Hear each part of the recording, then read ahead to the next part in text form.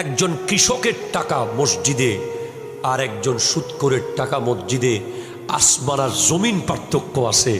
কৃষকের 1 টাকার মূল্য সুদখোরের 10,000 কোটি টাকার চেয়েও বেশি। ঠিক কিনা কথা বলে? এজন্য গরিবদেরকে সেলুট জানাই, যারা গরিব হওয়ার পরেও মসজিদে টাকা দেয়,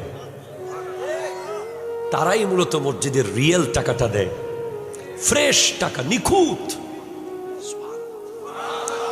এজন্য বেশি বেশি বড় লোকের পিছে পিছে দৌড়াদৌড়ি করবেন না, গরিবদের থেকে নেওয়ার চেষ্টা করবেন। গরিব প্রাণের সময় দিতে চায়। ঢাকায় আমার যে মসজিদ হচ্ছে 11 তলা, খিলগাঁও, একবার 60,000 টাকার দরকার, পরের দিন লাগবে। বিশাল বড় বড় ব্যবসায়ী, শ্রমজীবী